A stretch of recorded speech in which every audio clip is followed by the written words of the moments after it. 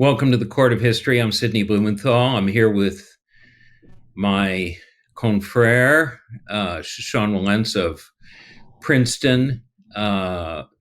And today we're going to talk about, in two parts, Nixon Trump. Earlier we talked about Hitler Trump. This is quite different. And we're going to discuss the continuities, the dissimilarities.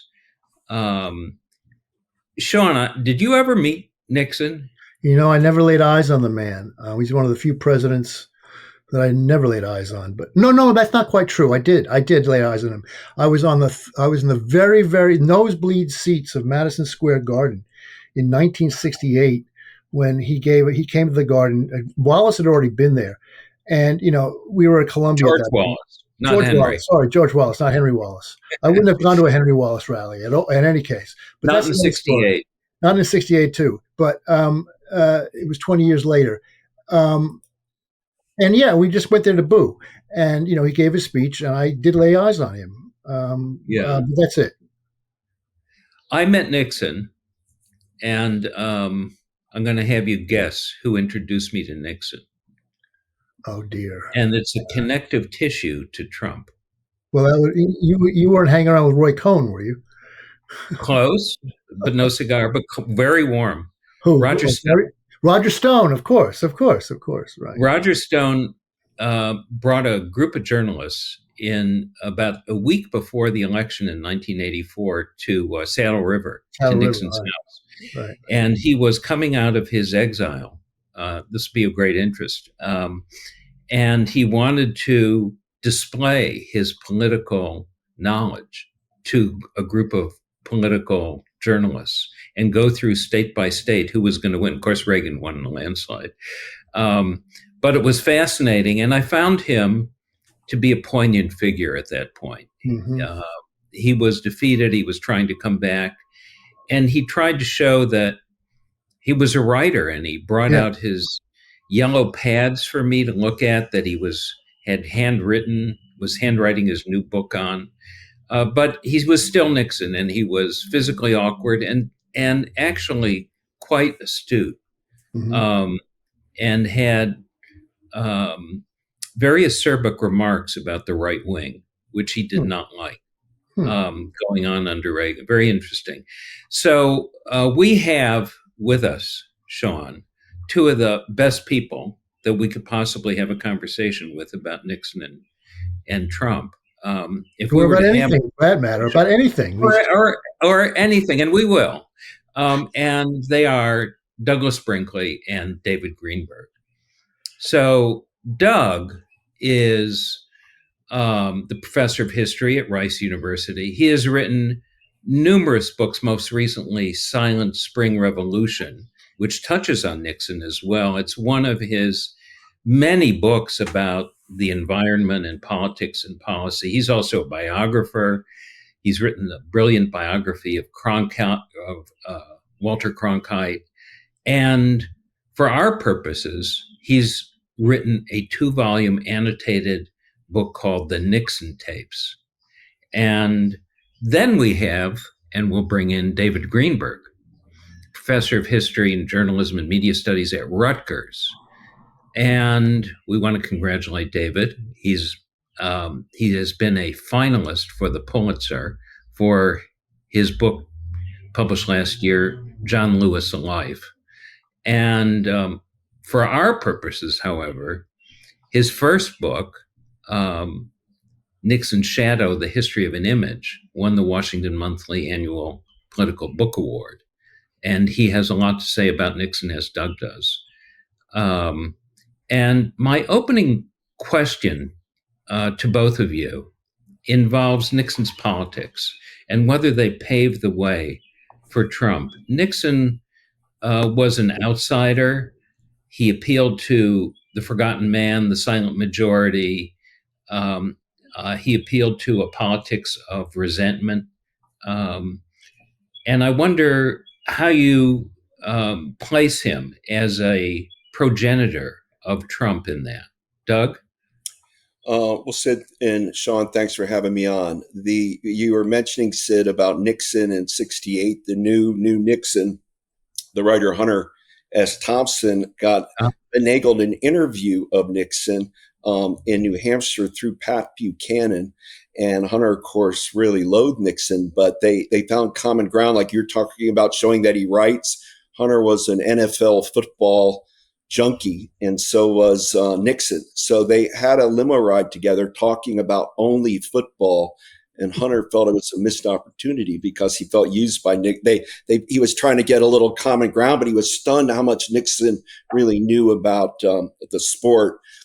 I've had the opportunity. I was been a longtime historian at CNN. I've got to talk to Donald Trump one time at Mar-a-Lago about presidents, and he said he didn't know anything really about presidents before the TV age. He said, I operate out of the gut. I don't read books. I'm an image person. And Kennedy, he had a feeling about, didn't like Lyndon Johnson, liked Ronald Reagan because of his style, but he said Reagan was a bad negotiator. He told me a story about how Jimmy Carter, he would beat up on Carter nonstop. And suddenly Carter came to visit Trump looking for money for the Carter Center. And Trump said it's the first time he realized how Carter made it to the presidency, because he had the nerve to come and hit him up for money, even though he knew Trump despised him and was mocking him on airwaves. And what I got from that was Nixon was Trump's guy.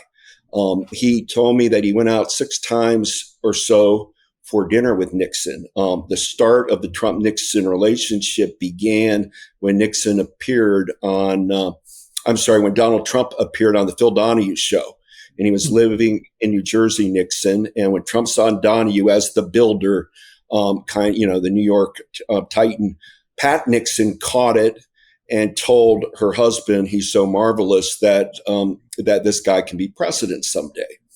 Trump told me that story, and it seemed a bit apocryphal, that someday, but lo and behold, I got the letter produced. I was able to get the letter where indeed Nixon invited and told Trump that his wife was so impressed, and they started a series of dinners together. They not only shared Roy Cohn, but they shared a kind of a law and order belief, and everything you said. Trump is an original Nixonian in so many ways, but he thought that Nixon did so much right, meaning winning the biggest landslide for re-election in America. A winner, not a loser. In 1972. But, and I'll end with this, but he felt that he should have burned the tapes. Yeah. That he felt that they should have burned the tapes and told the Goldwater people, Republicans, get lost. I'm hanging in there, never throwing the towel, never admit defeat. That was Roy Cohn's philosophy, and Nixon betrayed it during Watergate. It went back to San Clemente. Why? I think Nixon couldn't take the pressure anymore, and Nixon also had more of a sense of the presidency and history than Trump. But the lesson I'm afraid Donald Trump's learned is, get rid of the evidence and never quit. Burn the tapes. Yeah. David, what's your take on Nixon? Yeah, well, Nixon. You're the expert on that. Yeah, Nixon himself, in the later years, asked what his big mistake was, would say, I didn't burn the tapes, and would get a big laugh. But the truth was he had to go because the Goldwaters and the Republican Party had at long last turned on him. So there was nowhere to go but San Clemente. If he'd stuck around, he would have been not only impeached but removed. But I think you and Doug are right about the personal quality with both Trump and Nixon. The politics of grievance, the politics of resentment begin in their personal character. Both of them, despite achieving enormous success, always nursed a sense of being looked down upon by their betters, by the Eastern elites, the intellectuals, the media, whoever it might be. And that personal sense of grievance kind of soured into a sense of entitlement, a sense that the rules need not apply to me.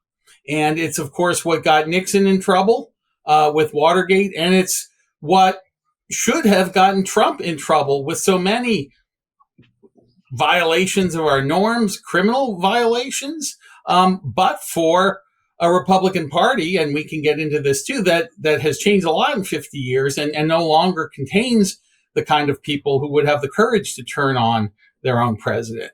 So both Nixon and Trump have a personality that's deeply steeped in this kind of grievance that then allows them to be spokesmen and a tribune for Americans who feel that same sense of resentment, of being passed over by, call it the establishment, call it the liberals, whoever they choose to make their demons. So I think there's really a fairly direct line in the politics, not necessarily always in the policy, but certainly in the politics, which ultimately is rooted in their personalities. Yeah, you raised the question of character, and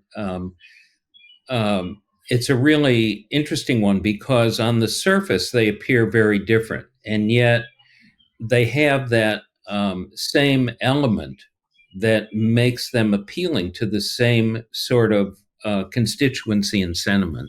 So you have Trump, who comes from an incredibly wealthy background and yet is from the outer borough, right. Wants to be accepted in Manhattan, be accepted by the establishment, get all the loans from the banks and do whatever he wants. You have Nixon from a very modest background, who works really hard, known as Iron Butt, wasn't he? It's at Duke Law School, and works his way up and really resents the Eastern establishment, and also in some ways resents it within the Republican Party. Both of them do, don't they?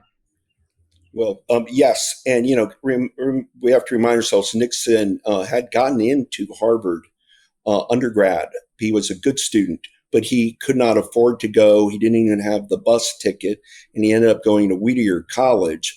And he developed a chip on his shoulder to people like the Kennedys that, had the automatic golden ticket into the Ivies. And here he was at Whittier. Later, as you rightfully point out, Duke University, and he became shouldn't have had that kind of chip, but Trump had that too. I mean, people forget about he originally went to Fordham University, but then wanted to go to somewhere better, and and they both disdain the kind of the for lack of a better phrase, the Eastern establishment. They both found themselves, Trump and Nixon, as outliers of it and survivors of brutal attacks. I mean, Nixon's great unsword act may be not challenging Kennedy for a recount in the 1960 election, but the hatred Nixon instilled about the media. You're not going to kick Nixon around anymore. You're not going to, just really brutal about his feelings about the New York Times, Washington Post, and Trump shares that. Reagan, a Republican and a conservative, knew how to float over like a Macy's Day, float over that media. Yeah. Not keeping enemies list of who insulted them. Nixon and Trump knows who in the press world he feels is belittling, and both of them share that. Yeah, Doug. Go ahead, David, please. Let me jump in. Yeah, in 1960, people have forgotten this. I've written about this here and there. Nixon actually ends up challenging the election in 11 states. He refuses to let go of it. He's distancing himself, but the people doing the challenge are his men, Len Hall and Bob Finch and Thurston Morton at the RNC. Eventually, they lose all 11 challenges in every state. The only state that flips on the challenge is Hawaii, which goes from Nixon to Kennedy. So all his efforts end up losing him 3 electoral votes. So Nixon always liked to say he took the high ground, but that was classic Nixon.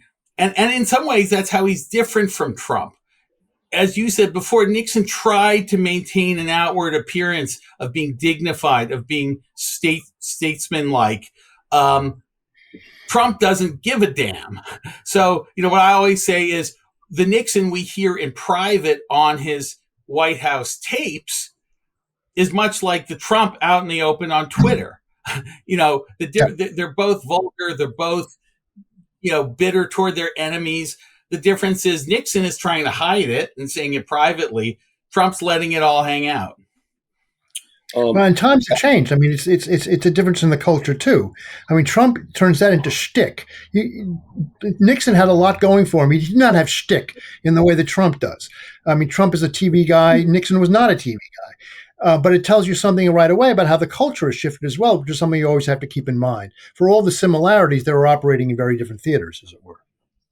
Yeah. Doug, didn't Nixon really get obsessed and upset and focus on his defeat in the debates in 1960 with Kennedy, which he lost on appearance, not on necessarily on the merits?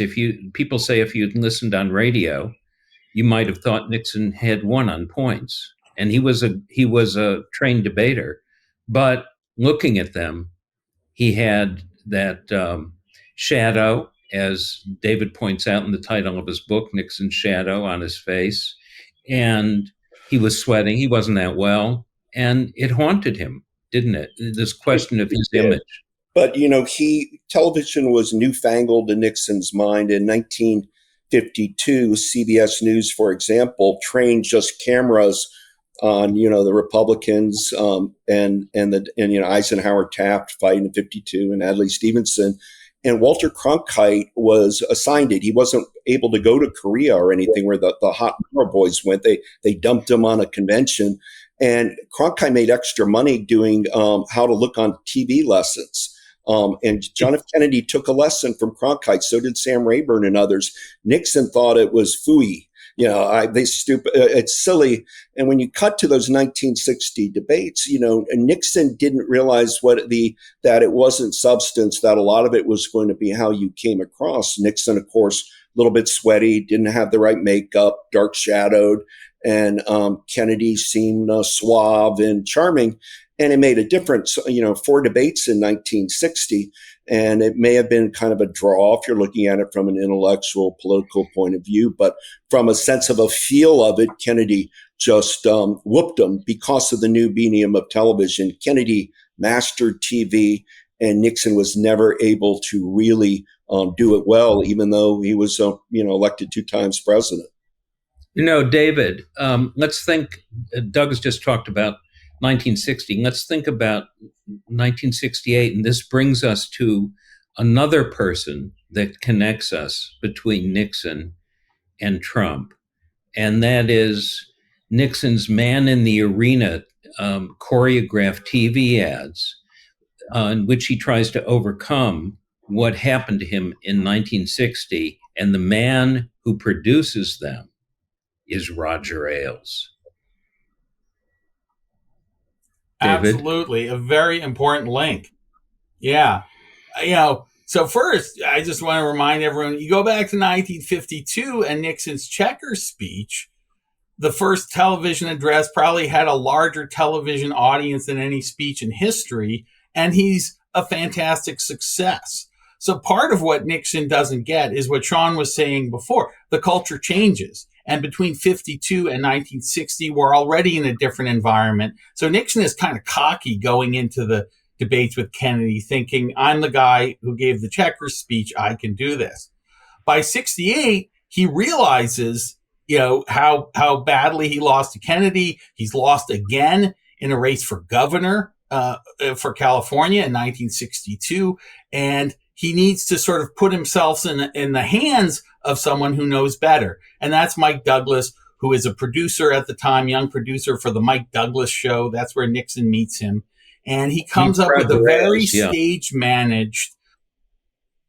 Roger Ailes. And, Ailes really becomes in that campaign and then informally throughout the Nixon presidency, Nixon's television advisor.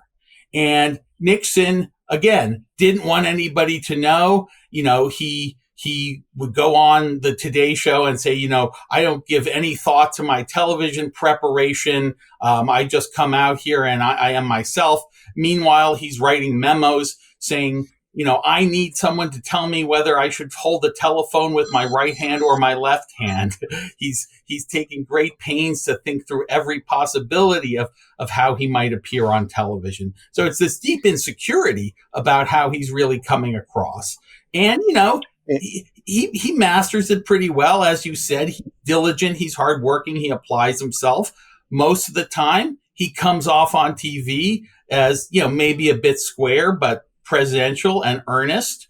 And yet when pundits come on television, this is kind of a new thing in 1969, 1970, and critique his speech, how dare they? He launches into a fury. Who they're trying to take away this kind of direct pipeline that he as president should have through the television, the way Eisenhower had it, the way Kennedy had it. And here Nixon comes and gives his speech on Vietnam, and they're all carping and criticizing. And he just develops this deep resentment of the media, which becomes an attack on the media. And that too is a blueprint for Donald Trump. The resentment's built in 1968 because he picked Spiro Agnew as his VP, and the first thing Agnew does is go after the press. That's what he is. Nixon maybe would be a little bit above the praise. So the media culture, CBS, NBC, and the like, Agnew was calling, just targeting press people nonstop out of the gate. And it's also important to remember there were no presidential debates in U.S. history. We didn't have any till Kennedy, Nixon in 60. And the Republicans didn't like the way that played out. So that, there are no presidential debates in 64 or 68 or 72. And it's not until 76 that it kind of kicks back in. But Agnew was meant to try to destroy the press. And of course, we all know not only did Nixon keep enemies lists, but he sent special agents, spies into the networks, collecting data on the personal lives of anchors in a hope of somehow destroying CBS and NBC and the like. Yeah. So Trump's vision of finally going after the networks, going after what Nixon called the Harvards, and going after, the white shooting law firms that rejected him. Not one of them accepted him after he graduated from Duke. Now Trump is able to attack the whole range of Nixon's enemies within.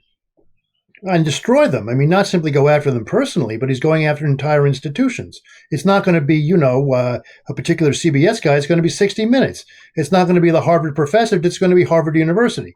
I mean, now we're at a different level, I think, in terms of what the vision is, what the ambition is.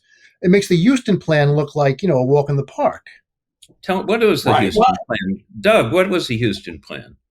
Well, there's an attempt here to, under Nixon, with Indiana politician Houston, who's got the name for it, of getting in and trying to reform and go after people that were working opposed to the American ways, so to speak.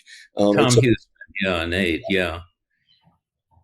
Right. I mean, he really wants to create within the White House its own sort of secret intelligence unit.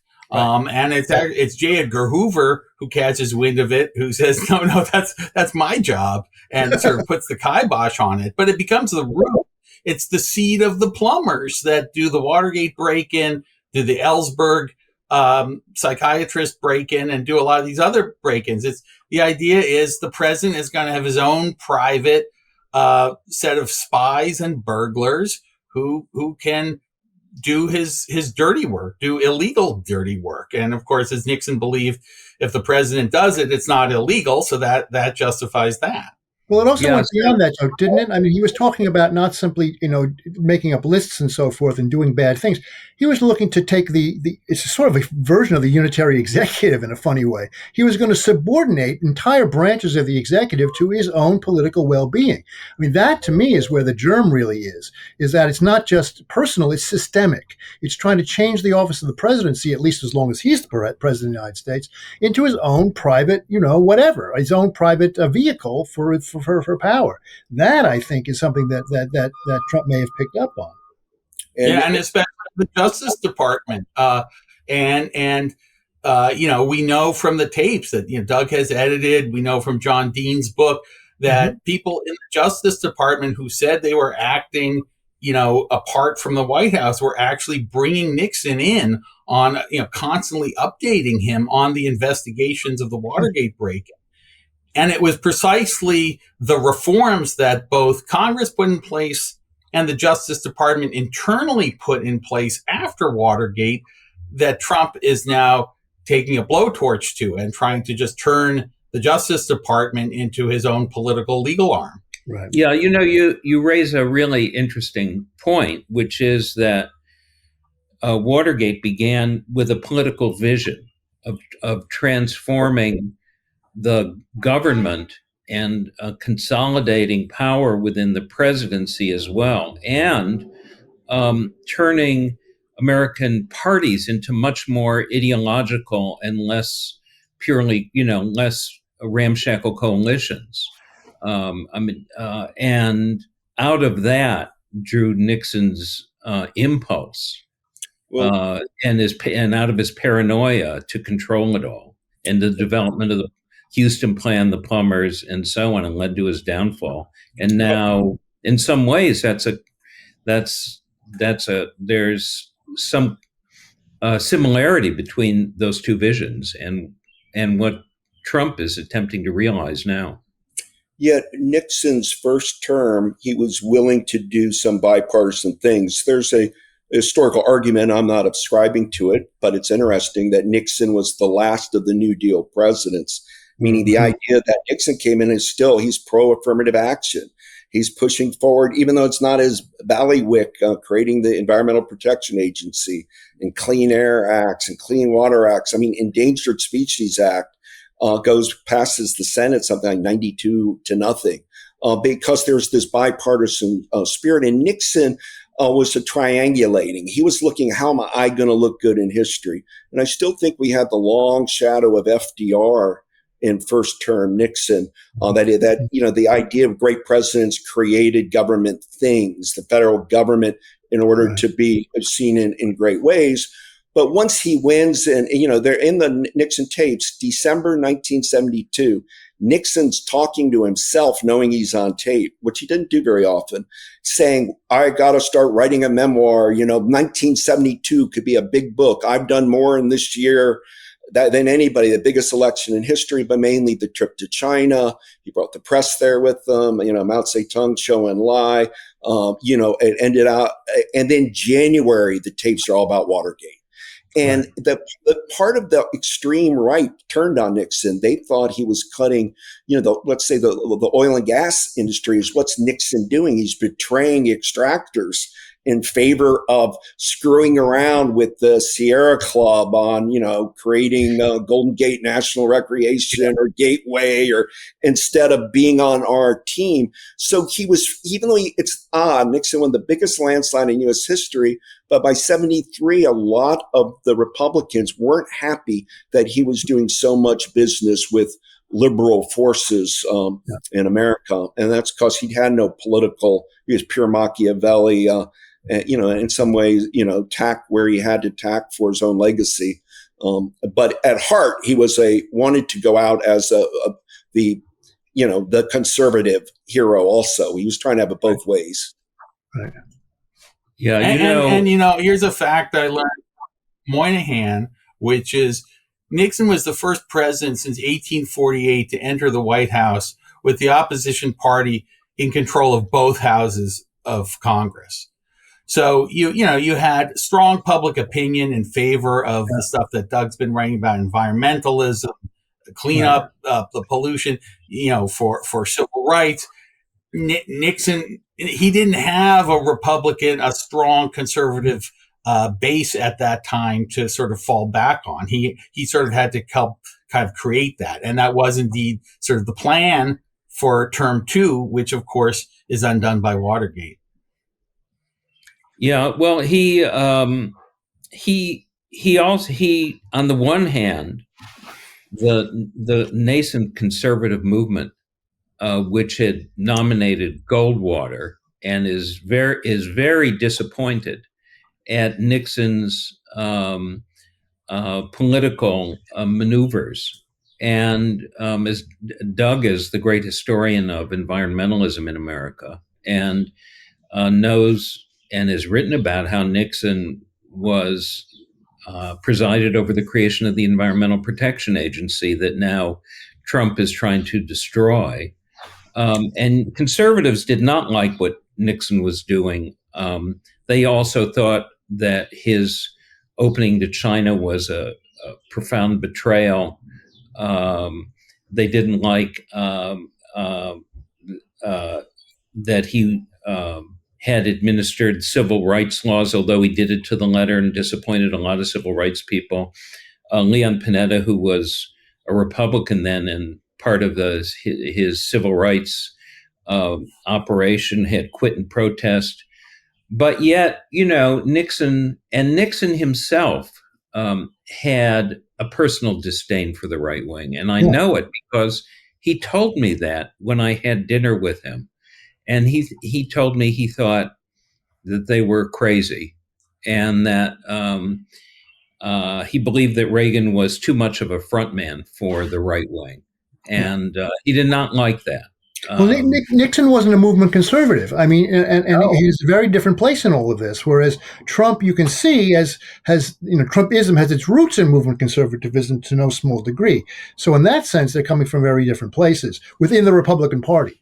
Somebody was saying, Doug, or somebody was saying that there was something of the New Deal about Nixon, and that's really true, not just in terms of policy, but in terms of his whole sense of what government was about. That was not Goldwater. There was a great irony that it was Goldwater who went down Pennsylvania Avenue to tell Nixon that he couldn't be president anymore, because here was the movement conservative darling telling this, Machiavellian, slightly in New York with the New York law firm, and all the people there, Bill Casey, all of that. He's the one who's telling Nixon, get lost. There was a certain irony to that. But Nixon was never that. Go ahead, David. I'm going to qualify. The early Nixon really is a movement guy coming out of Southern California in the 40s. And Eisenhower picks him because he's kind of a bridge. He's a bridge to the right wing that Eisenhower has to somewhat appease, but he's presentable. He's not, a crazy man like McCarthy or some of the others. Then, as he kind of makes his cause with Eisenhower, the right sort of begins to wonder, is he one of us? And the real turn comes in actually 1962, where, first in 1960, he cuts a deal with Rockefeller to sort of give him a lot of the Republican platform. So that's a betrayal. Then in 1962, a lot of the right turns on him in the California governor's race. So by 1968, they're already lining up behind Reagan, and Nixon gets the nomination, but is a very uneasy truce. And I think people have talked about China, also détente. I think it's the foreign policy above all that makes him very deeply distrusted by the right and makes them, quite ready to abandon him. I mean, National Review, George Will, who's the young, Washington correspondent for National Review, writes some of the harshest anti-Nixon stuff, not in the early days of Watergate, but in the later days. And he really loses the right. Yeah.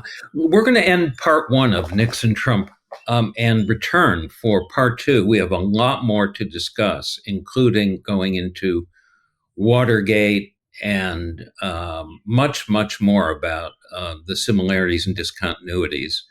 But I want to thank David Greenberg, Doug Brinkley, and of course my colleague Sean Wilentz here on the Court of History, which is, of course, the ultimate court.